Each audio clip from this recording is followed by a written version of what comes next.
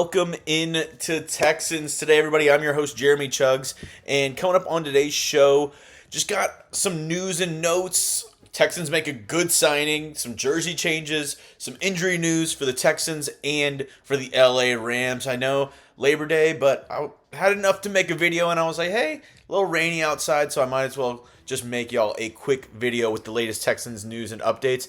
Make sure you hit that subscribe button. We'll be live this Sunday. Texans, Rams, Week 1 watch party. We'll have a great giveaway. We'll have a ton of fun. So don't miss out. Make sure to subscribe and join us. All right, let's get first to what everybody wants to know. The sneaky good signing that the Texans made.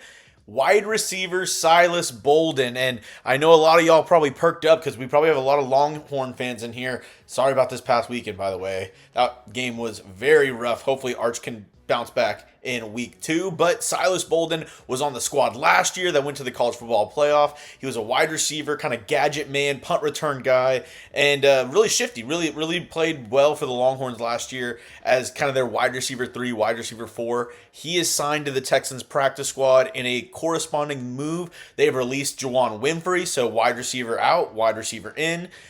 He was, fun fact, high school teammates with CJ Stroud, also played youth football with CJ Stroud. I believe they went to Rancho Cucamonga or something, high school. They played together and played well at Oregon State before he transferred to Texas for his final season. Ran a 4.38 40-yard dash, so he is fast. He's got some burners on him.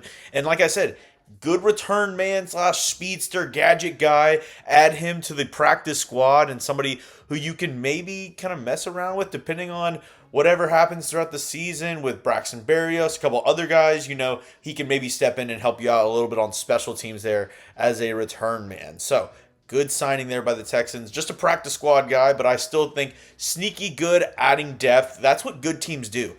Once the roster is set, they don't just kind of rest on their laurels. They look around and say, are there any guys that are good enough to improve our practice squad? Because you got to think of the practice squad as the next guys up. You always say next guy up mentality. Those are the guys that kind of are waiting in the wings if anybody gets injured to move up to the active roster. And the more and more you can improve that practice squad, the better your team's off throughout the rest of the regular season. So adding Silas Bolden to the practice squad, I think a young, talented receiver, I think that's a good move by Nick Caserio and DeMeco Ryans heading into this season. Let me know. What do you think about the signing of Silas Bolden? Or Texas fans, let me know. Did I miss anything on him? Is there anything that us Texans fans need to know about the former Texas wide receiver? Let me know down in the comments section as we get to maybe one of my favorite parts of today's video.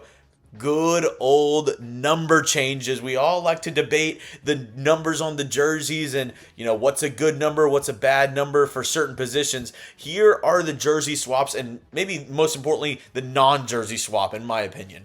All right, CJ Gardner-Johnson going to number 8. He was wearing 23, wore 8 last year with the Philadelphia Eagles and won a Super Bowl. So all I'm saying is if he wants to keep that good juju going, I'm all for it with the number 8 and CJ Gardner-Johnson. Rookies, for the rest of the number changes. Rookie wide receiver Jaylin Noel switched from 82 to 14. I like that. A little bit of a smaller receiver, so I didn't love an 80 number on him. I will say I love that his former Iowa State teammate and other Texans rookie wide receiver Jaden Higgins, he's keeping 81. Keep 80 wide receivers around. I'm all here for it. Andre Johnson wore 80, and with a big guy, I like the 80s number. So him keeping 81, I'm 100% for that. I was advocating for that whenever he first chose that jersey number. I love it. Keep that 81 on you, Jaden Higgins. The other rookies that changed their jersey numbers, though, Jaylin Smith, he changed to number 22, and then rookie safety Jaylen Reed switched to 23. So Jaylen, all new number. All three new numbers going into the start of the regular season. And speaking of CJ Gardner-Johnson and the little number change update, we also have an injury update on CJ Gardner-Johnson. I'll break down that and the Rams injury update that we have going into week 1. But before I do, today's episode is brought to you by Prize Picks. Preseason football, no more. We are here. We are underway for the start of real football. football, and I am so excited to do that with our friends over at Prize Picks. It's super simple to play. All you do is pick 2 to 6 player stat projections, and if your picks are right, you can cash in to win up to 2,000 times your money today. Prize Picks, it's available in a ton of states, more than 40 of them, including California, Texas, Florida, and Georgia. And the picks that I made, I actually have a picture of the picks that I made.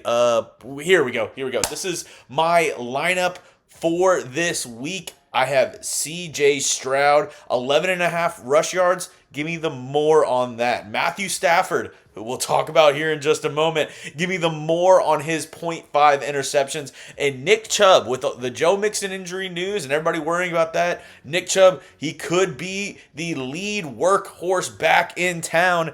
43.5 rush yards. Yeah, give me the more on that. If you want to use my lineup or hell, go ahead and make your own. It's a ton of fun. Just do it over on Prize Picks. Go ahead, download the Prize Picks app today. Use that code CLNS to get $50 in lineups when you play your first $5 lineup. That's code CLNS to get $50 in lineups after you play your first $5 lineup. Prize Picks, run your game. Link comment section and description of today's show. All right, let's get with the injury news. We'll start with the Houston Texans, and then we'll go to the LA Rams. First up with the Texans, CJ Gardner-Johnson.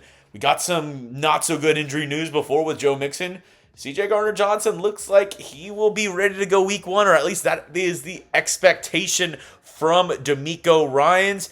Will there be a snap count? I'm not sure whether or not CJ Gardner-Johnson will play every single snap on defense, or if they're going to only, keep him out there for a certain number of plays or kind of manage that snap count. But look to see if they do anything like that, because, even though he avoided a serious knee injury, you don't want any sort of re-injury. So I would be very close in watching CJ Gardner-Johnson this weekend. Something else to look at. Speaking of, him having a snap count, maybe the Texans' plan if they want to take CJ Gardner-Johnson off the field for a little bit.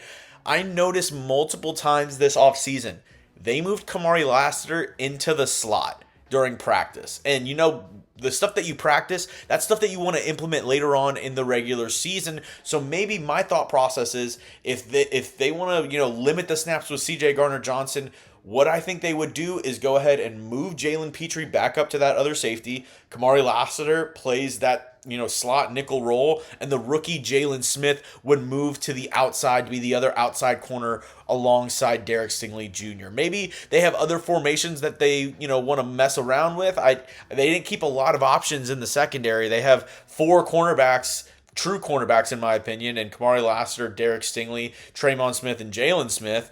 And then in the safety room, CJ Gardner-Johnson, they have Kalen Bullock, they have MJ Stewart, and Jalen Petrie are the 4 true safeties or safety players that are on the roster. So just some mixing and matching to look out for, but great news. We were all worried about CJ Gardner-Johnson when that injury first came down, and it seems like he has progressed very well this offseason after that injury, and I'm excited to see number 8 on the field, new number 8 on the field. Let's talk about the other team, though, the Los Angeles Rams. We've been saying, won't they play Matthew Stafford? Sean McVay said they will start Matthew Stafford up against the Houston Texans.